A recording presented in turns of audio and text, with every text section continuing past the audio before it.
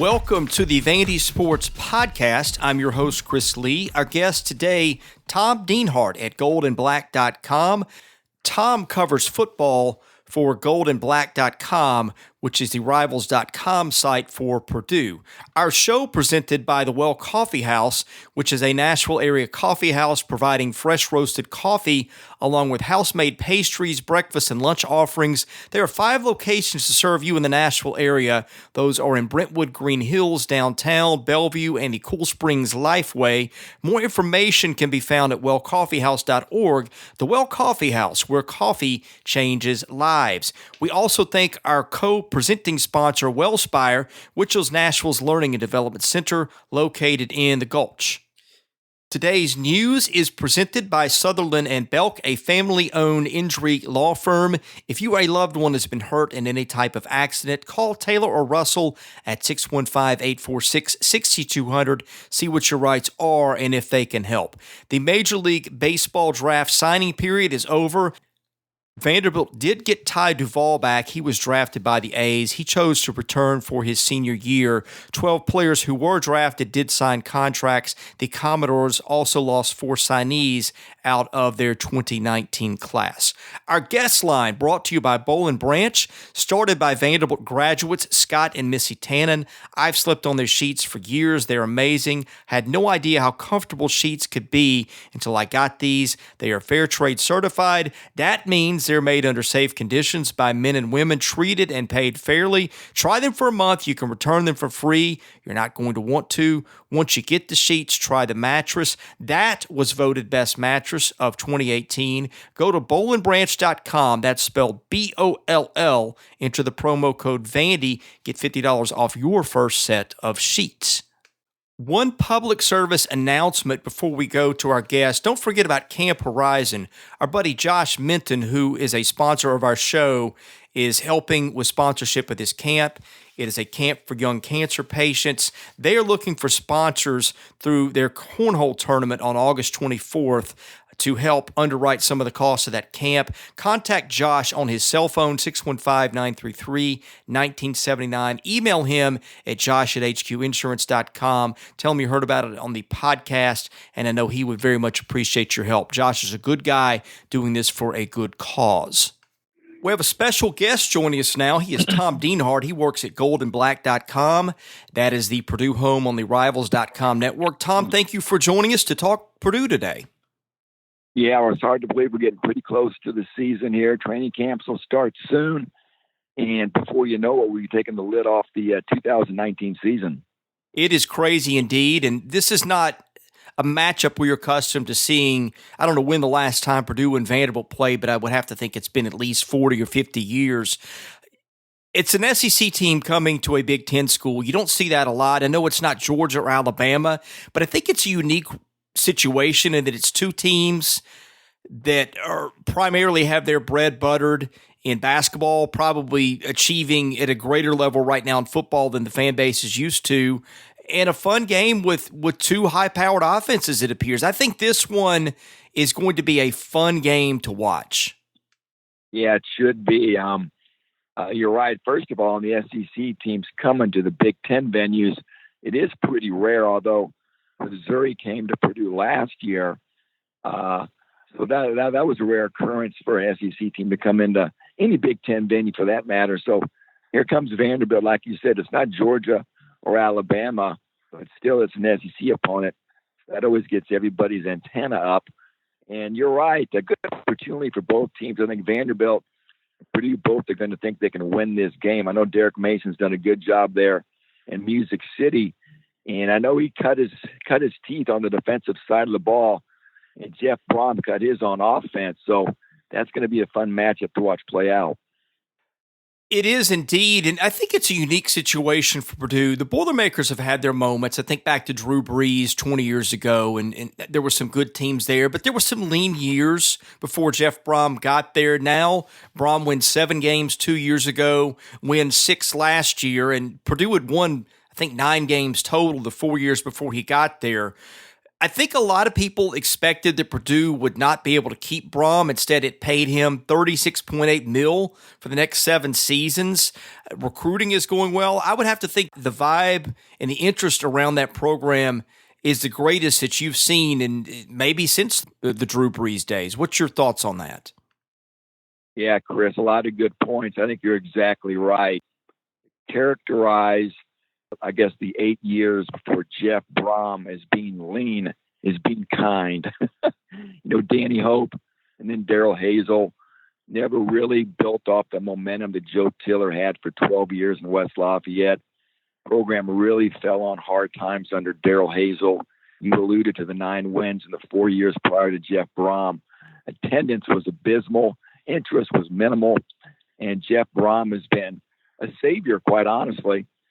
Nobody could have envisioned, Chris, Brom coming to West Lafayette and going to bowls each of his first 2 seasons, given the train wreck he walked into. There's a lot of momentum. There's a lot of excitement. This is still a program on the ascent. And again, fans are showing up again and expectations have risen. So it could be a fun next few years for Purdue fans to really get behind this program. Tom, what has Jeff Brom done differently? The easy answer is he's an offensive-minded coach. Kids love to play for that, but it's not easy. You've seen some guys that take that approach, and success doesn't always follow. What has been the key to Jeff Brom's success? Well, I think the first thing he did was he gave the program an identity again. I mean, you always hear about, you have to, when you think of certain programs, a certain image has to pop in your head. What's your identity as a program? And Purdue really had none since Joe Tiller left. Of course, he was basketball on grass. And Jeff Brom, of course, has that offensive background of having the mindset of having a sophisticated offense that's built around a downfield passing game. That's what Purdue sells now. So, again, that's been the biggest thing. He's given the program an identity once again. And I think he's brought a disciplined edge as well. An ultra-competitive coach, a lot like Derek Mason, a guy who demands perfection, but also a player's coach.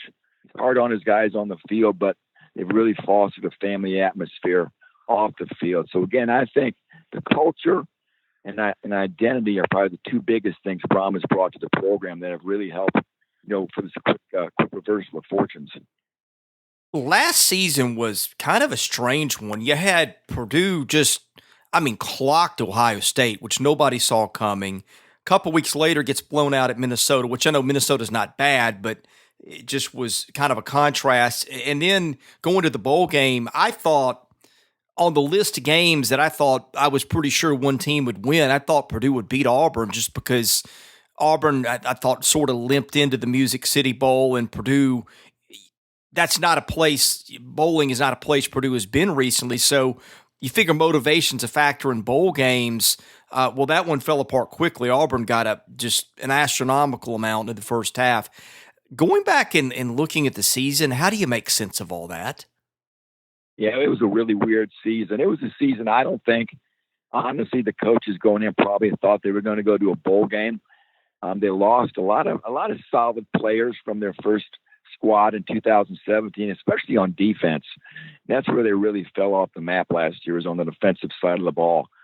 They had a lot of young guys, had injuries, and really struggled overall on that side of the ball. So the season got off to an 0-3 start, including a loss to Eastern Michigan at home. People thought, what direction is this season going? It could have fallen off the cliff quickly, but they rebounded from that 0-3 start. You alluded to the Ohio State win at home, an emotional game, nationally televised, were spurred on by Tyler Trent. That was the apex of the season, obviously. And there were some other good wins over ranked teams, including Boston College. But then again, we talked about the loss at Minnesota was a disappointment. And, of course, the bowl game was a total abomination. And Auburn probably could have scored 100 points that day. Just show Purdue how far it has to go still. And, long story short, 6-7 is the final record in 2018. It's probably what Purdue was, 6-17. But again, just to get to a bowl game, I think was a victory in and of itself. Jeff Brom still trying to flip over this roster and add talent. They're going to be relatively young this year. But Purdue should be at least a few ticks better on the defensive side of the ball than they were last year. Well, everything starts with Rondale Moore, who gives Purdue a legitimate superstar. The numbers last year as a true freshman were just unbelievable. He had 2,215 all-purpose yards. He caught 114 balls for 1,258 yards and 12 scores, ran 21 times for 213 more. What makes that kid special? Well, so many things make him special. Obviously, there's talent there, God-given talent, the speed, the quickness, the elusiveness, that's all there. But really what makes him special beyond that is the work ethic, the hard work, the post-practice work. You combine that work ethic with that talent, and you have a special player. And there's also very much a humility factor about him as well. It's not about Rondale Moore, very much a team guy. And one other intangible, in addition to humility, I think, is toughness. So tough, so strong. All those things, humility, toughness, talent, work ethic. I mean, those are the four real bases for Rondale Moore, what make him special. Look for Purdue to, of course, get him the ball early and often. And another guy to watch on that receiving corps is a true freshman named David Bell. While Rondale Moore is a 5'8" guy, Bell's about 6'2". Best player in the state of Indiana last year out of Indianapolis. He's a guy, Chris, that people think once he hits the practice field in August, he's going to be with the first team. So he could form a nice combination with Rondale Moore and inside out. Yeah, well, another guy, too, speaking of receivers, he's a tight end, but Bryson Hopkins, who's here locally, he went to Innsworth High School. He was not a super highly rated recruit, but, of course, his dad, Brad Hopkins, was an all-pro tackle for the Titans and a very talented player. Bryson last year, 34 catches, 583 yards, 2 scores. He's a kid who's popped up on some preseason All-American lists as well. Yeah, don't be shocked to see him in the NFL. 50 catches this year, I don't think is out of the question. I think he's going to be a big featured weapon this year. He's the veteran tight end. He's a guy that can run that seam route down the middle. He's a guy I think quarterback Elijah Simmer is going to look to on 3rd and 5, 3rd and 6, 3rd and 7, right over the middle. Again, not a real huge, bulky tight end, not a super inline blocker, more of an athlete, more of a receiver. Look for Purdue to get him on the move, put him in motion, try to get him in favorable matchups with linebackers or safeties. He's a guy that, like you said, Chris, he's going to be one of the better tight ends in the Big Ten and maybe in the nation. And he's got those bloodlines. Of course, Brad, like you said, was a special player. He tackled Illinois then for a long time with the Titans. And like Brad, Bryson may find himself in the NFL this time next year. Tom, one of the toughest things to replace is a longtime starter at quarterback. Vanderbilt will have that challenge this year. Purdue has that as well with David Blau. I know that they've got a talented kid poised to take that job. But what's your assessment of the quarterback position for Purdue and where it picks up this year? Yeah, David Blau is gone, but Vandy fans have to remember each of the last 2 years coming out of training camp, the guy who was named the starting quarterback was Elijah Sindelar. He really had the skill set that Brom desires in a quarterback. First of all, just walking through the door, Sindelar looks like an NFL quarterback. 6'4", 6'5", about 225 pounds. Get on the field, watch him throw the football. He's got a rocket arm. Smart. He's an engineer major. So, again, he has the skill set and the smarts that Brom likes and had won the job each of the last 2 years, like I said. But injury really undid him the last couple of years, and ineffectiveness as well, were the two things that played in David Blau sort of coming on and winning the job eventually. But, again, this is now Sindelar's team. They're going to sink or swim with Elijah Sindelar. And he has a cranky left knee. He hurt the ACL in 2017, caused him to miss 11 games last year. But he's got to stay healthy, Chris. That's the bottom line. If he goes out, Purdue has no David Blau to put in. They're going to turn to a redshirt freshman. So, yeah, Sindelar's talent. He's got some great receivers. But, again, he's got to stay healthy or this offense could really have a hiccup or two if it has to play a redshirt freshman who's never taken a snap. Tom, I guess the other question is on the defensive side. The defense was not very good last year. It had lost a bunch of players from the previous season. The numbers, 30 points a game, 453 yards, were not very pretty, but Purdue has the thing that you want. It's a lot of returning starters this year. The Boilermakers returned 7 on that side of the ball. They also added a 5-star defensive end in George, let's see if I pronounce this right, Karlaftis, right out of their backyard. Correct. So it seems like the outlook on that side of the ball is a little brighter than it was a year ago. Yeah, good assessment. George Karlaftis, like you said, defensive end right from West Lafayette High School, which is literally in the shadow of Ross-Ade Stadium, decided to stay home. That was a big get for Jeff Brom, to get him to stay home. He had everybody in America who wanted him. He acted as a Pied Piper, brought in a lot of other nice recruits. Purdue needs him to provide a pass rush off the edge because they struggled too often last year generating a rush without bringing a blitz. Karlaftis has to lead the charge off the edge to get a good rush. Linebacking course should be better. A couple of their bellwethers. One of them is their linebacker, Marcus Bailey, a kid that is going to be a fifth-year senior considered turning pro. He may end up carving out a niche in the NFL someday. And keep your eye on Lorenzo Neal up front, a massive defensive tackle. He's the son of the former San Diego Charger fullback who blocked for LaDainian Tomlinson all those years, Lorenzo Neal. He's a guy, again, who may have a day in the NFL at some point, but the big conundrum with Lorenzo Neal is he's coming off a blown-out knee in the finale against Indiana, coming off surgery. He's got to be healthy. So Purdue has some difference makers in its front seven, and they're going to need to be difference makers to slow down the run and then allow that defense to get after quarterbacks. Tom, I've got a few questions from the mailbag from our listeners, if you're up for answering those. Yeah, fire away. All right, our mailbag is sponsored by Vanderbilt fan Josh Minton, an independent insurance agent operating out of Brentwood. If you're looking for a one-stop shop to take care of your insurance needs, Josh has you covered. Call him today, 615-933-1979. Email him at josh@hqinsurance.com. Follow him on Twitter at Joshua Minton HQ, on Facebook at facebook.com/JD Minton HQ. He is my insurance agent. He's a terrific guy, does a wonderful job with my needs, and give him a try. Tell him you heard about him on this podcast.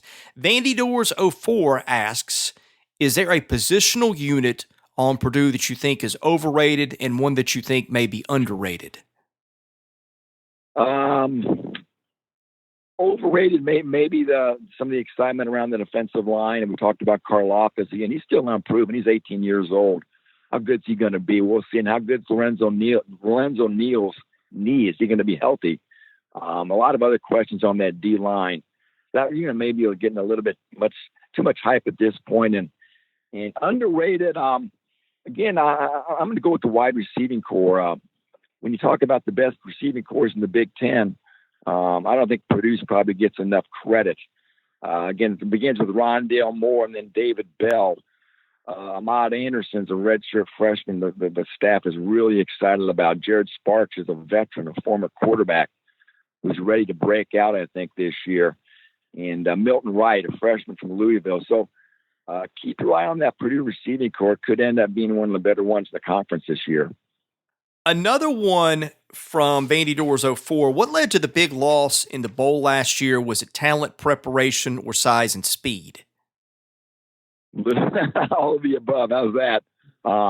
Neal didn't play in that game, which really took a lot of, I think, emotional energy off that defense and really allowed Auburn to have its way when it came to running the football. Of course, Auburn had more talent across the board. Also, I think Auburn had something to prove, honestly. Gus Malzahn needed a strong finish. As Vanderbilt fans know, they're always circling. Those fans are always circling at Auburn. They want blood. They want results. And Malzahn needed to end 2018 with an emphatic game and an emphatic effort, and he delivered and then some. So I think he wanted to send a message that, hey, I've still got it. And Purdue just happened to be the victim on that day. A Purdue program that probably didn't belong, at least against that opponent in that bowl on that day. VU Peary wants to know, what were the big player and coaching turnover events during the offseason? Nothing traumatic. They lost their special teams coach, Mark Tomerdahl went to Texas Tech to go work for Mark Wells. Basically, they just stayed in-house to replace him, promoted a GA named Ryan Wallace to help with special teams and tight ends, and also gave some special teams duties to one of their defensive line coaches, Dave Woolhausen. So, again, by and large, though, the real key members on that staff all returned intact, which is always a good thing to have that continuity. All right, this question comes from a definite place of familiarity with Vanderbilt fans. Raiders 1967 asks, while observing Purdue play traditional football powers such as Ohio State or Michigan over the years, have you observed any favoritism from the officiating crews towards those traditional powers? If so, has instant replay impacted that officiating behavior? I don't know if I've seen any real bias. A lot of fans always like to think their officials have it in for them, no matter what the fan base is. They always think the officials have it in for them. I still tend to think everything tends to level out from a official call standpoint over the course of a game and over the course of a season. So some Purdue fans may think they get the short end of the stick from the officials, but I guess I'm one who likes to think those types of breaks or bad calls, I should say, too. Those types of breaks and bad calls, they tend to even out over the course of time. Knoxville Door 94 wants to know, what are some of the things to do around campus for the people traveling up to the game? Tell you what, I'm a big fan of going to college campuses and walking around. Just walk the campus. The stadium isn't far from the heart of campus. The Neil Armstrong building is right near the Ross H. Stadium. Of course, Neil Armstrong, this is the 50th anniversary of his moonwalk, and he's a Purdue grad. There's a neat fountain. You can walk around and see all the red brick buildings. Red brick is the theme of the campus. If you're looking for something to eat, there's two iconic places. One of them is more of a greasy spoon diner called the Triple X. Again, it's a place that just has a counter and stools. Been there about 100 years. It's a fun place to go eat. And there's another place called Bruno's Swiss Inn, and it's a great place for fans to go get pizza. And the entire decor of the place is like a shrine to Purdue athletics, filled with trophies, memorabilia, pictures, and whatnot. So it's a good chance to sort of not just eat some pizza, but also get some Purdue sports history while you're doing it.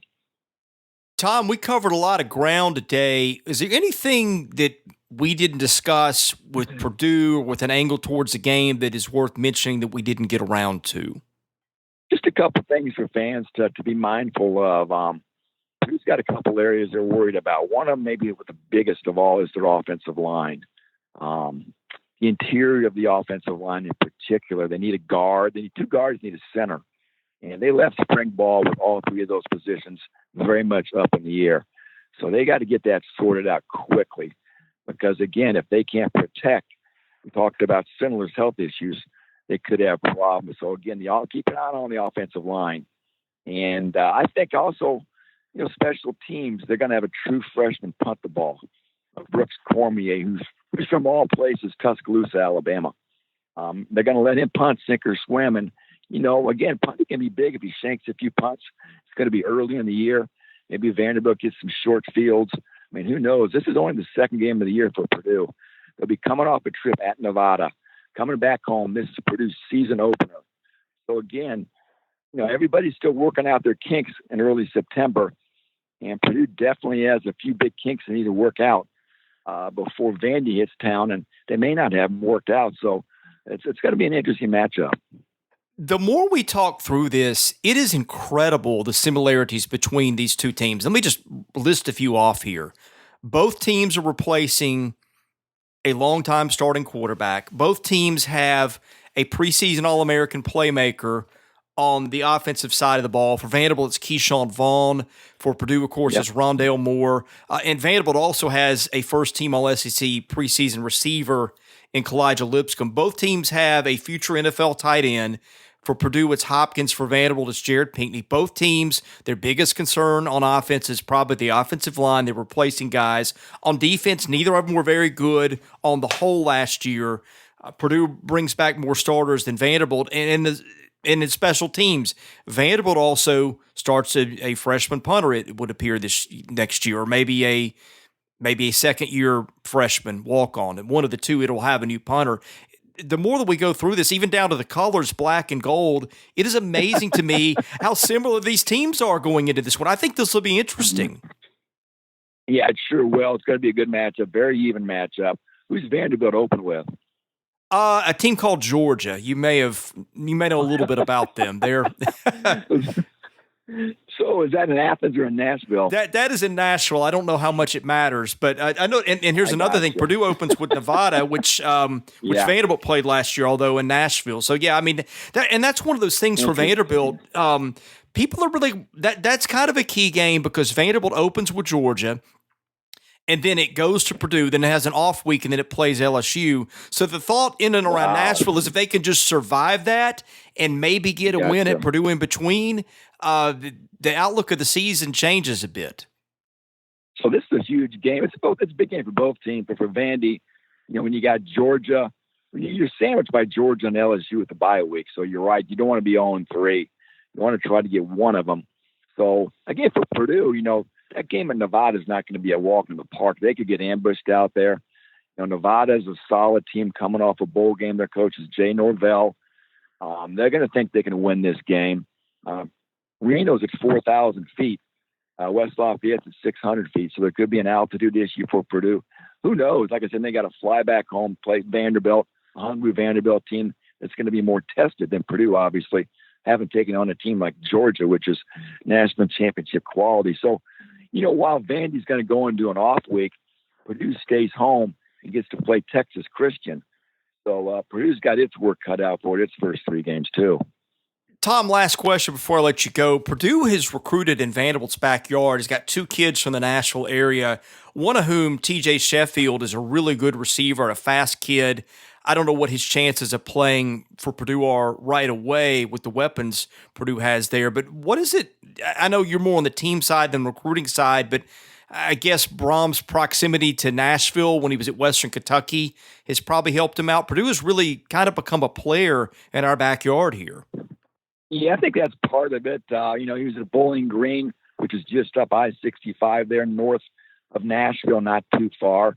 I'm sure they recruited that area when he was at Western Kentucky, which is in Bowling Green, Kentucky.